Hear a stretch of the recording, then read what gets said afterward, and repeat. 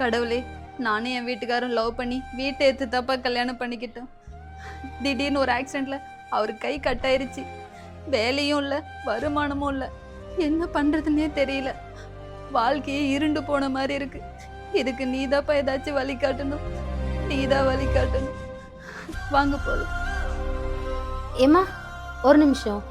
நீங்க வேண்டினது சாமிக்கு கேட்டுச்சா இல்லையான்னு தெரியல, ஆனா எங்களுக்கு கேட்டுச்சுமா. என்னம்மா பண்றது? ஏற்கனவே வாங்கின கடனுக்கு வட்டி கூட கட்ட முடியாம தவிச்சிட்டு இருக்கேன். இதுல அசல எங்க இருந்துமா நான் கட்டுறது? ஏன் தான் அந்த கடவுள் எங்களை இப்படி சோதிக்கிறான்னு தெரியலம்மா. உங்க நிலைமை எங்களுக்கு நல்லா புரியுதுமா. நாங்க இங்க பக்கத்துல இருக்க ஸ்கூல்ல தான் குழந்தைங்களுக்கு டீச்சரா ஒர்க் பண்றோம். நீங்க என்ன படிச்சிருக்கீங்கன்னு சொல்லுங்க, எங்க ஸ்கூல்லயே உங்களுக்கு நாங்க வேலை வாங்கி தரோம். நான் பெருசா எதுவும் படிக்கலம்மா. 12வது தான் படிச்சிருக்கேன்.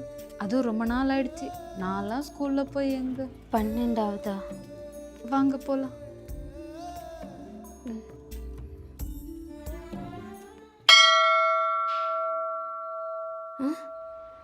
+2வா?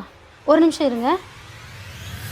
ஏமா ஏமா என்ன படிச்சிருக்கேன்னு சொன்னீங்க? +2மா?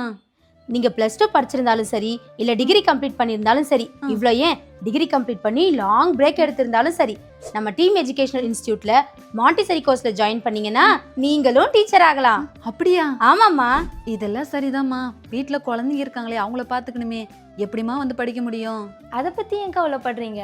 நம்ம டீம் எஜுகேஷன் இன்ஸ்டியூட்டில் நீங்கள் டைரெக்டாக இன்ஸ்டியூட்லேயும் வந்து படிக்கலாம். மொபைல் மூலிமா ஆன்லைன் கிளாஸும் அட்டென்ட் பண்ணலாம். அப்படியா?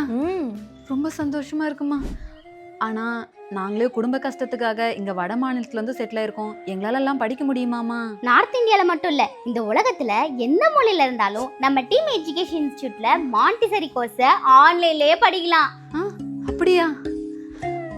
அதெல்லாம் சரிம்மா. படிச்சு முடிச்சோடனே வேலை கிடைக்குமா?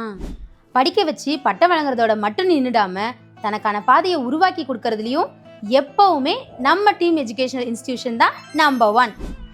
இது இவங்களுக்கு மட்டும் இல்ல, உங்களுக்கும் தான்.